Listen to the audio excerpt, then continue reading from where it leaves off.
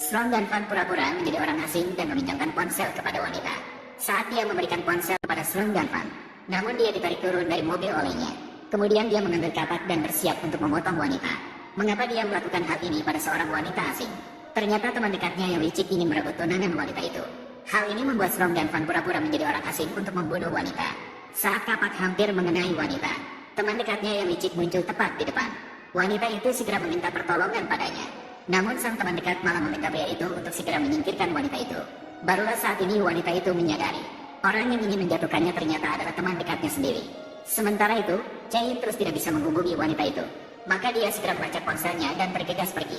Dan pada saat itu pria itu malah langsung mengambil batu dan memukul kepala wanita. Kemudian dibawa ke tepi tebing, dilemparkan ke bawah. Namun sang kepala tidak menemukan wanita itu. Keesokan harinya dia mendengar dari penjaga keamanan bahwa wanita itu telah dibunuh. Dan kemungkinan besar telah didorong ke laut. Sang kepala yang putus asa pergi ke bar untuk bersantai. Tanpa disadarinya, minumannya telah dicampuri oleh wanita licik. Dengan cepat, sang kepala dibawa ke dalam kamar oleh wanita licik. Kemudian berpura-pura berhubungan dengan sang kepala. Dan adegan ini juga dilihat oleh kakek sang kepala. Untuk mengganti, wanita licik bersiap-siap untuk menikah dengannya. Saat keduanya hampir menyelesaikan pernikahan mereka. Namun asisten mengatakan bahwa wanita itu telah ditemukan.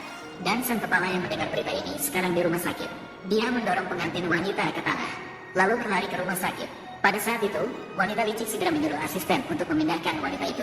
Dan melepas gelang di tangannya untuk dikenakan kepada wanita yang telah meninggal. Sang direktur segera tiba di rumah sakit. Ketika dia melihat wanita yang tidak berwajah, dia langsung merasa sangat sedih. Namun dia tetap tidak percaya wanita akan meninggalkannya. Kemudian dia membuka tangan wanita itu. Saat melihat gelang di tangannya, sang direktur langsung roboh ke tanah. Tanpa dia sadari, wanita itu sudah diperalat oleh wanita licik. Dan dia juga mengetahui bahwa wanita itu hamil anaknya, agar bisa menjadi istri muda keluarga Ji dengan lancar. Saat wanita melahirkan anak setelah 7 bulan, langsung membawa pergi bayi itu, dan membayar perawat untuk mencabut selang oksigen wanita itu. Saat perawat bersiap-siap untuk bertindak, asisten wanita licik malah menghentikannya. Karena dia tidak tahan dengan tindakan wanita licik, lalu mengeluarkan kartu dengan uang jutaan untuk perawat. Meminta perawat untuk mengirim wanita itu ke rumah sakit lain untuk pengobatan. 5 tahun berlalu, wanita itu juga kehilangan ingatannya karena cedera otak. Untungnya dokter membawanya untuk mengurus KTP. Barulah dia mengetahui namanya sendiri. Sejak itu, wanita itu terus membersihkan rumah sakit. Hingga suatu hari wanita itu secara tak sengaja menyelamatkan seorang kakek. Sang kakek dengan baik hati meminta dia untuk menjadi pembantu di rumahnya. Dan berjanji memberinya 20.000 per bulan. Mendengar 20.000 per bulan, wanita itu setuju. Tak lama kemudian dia tiba di tempat yang ditawarkan oleh sang kakek. Hasilnya, begitu masuk, dia langsung melihat seorang anak kecil. Melihat anak kecil di depannya, memunculkan perasaan, mengingatkannya pada anaknya sendiri. Namun karena keterbatasan akses di rumah sakit, tidak bisa sama sekali mengetahui kemana anak yang dilahirkannya pergi. Pada saat itu juga, teman dekatnya yang licik tiba di rumah. Saat melihat wajah wanita itu, dia langsung terkejut. Ketika dia terkejut, kamu ternyata tidak mati, Nona Liang. Kakek sudah menunggumu. Baiklah, saya akan datang sekarang. Lin Jian, kamu segera datang ke kamarku. Terima kasih pada hari itu, telah menyelamatkan nyawaku. Masih bersedia datang menjaga. Saya sudah tua, ketua. Seharusnya saya yang berterima kasih padamu. Kamulah yang memberi saya kesempatan kerja. Anak, saat pertama kali aku melihatmu, aku merasa kita sangat cocok.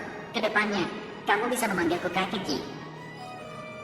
Baiklah, panggil saja aku Kakek Ji. Wenzo, apakah sudah waktunya ke bandara? Iya, Tuan Muda sedang dalam perjalanan pulang. Wenzo, aku sepertinya pernah mendengar nama ini. Anak. Sebentar lagi pergilah ke pintu depan. Bawa anak nakal itu. Panggil dia masuk dan temui saya.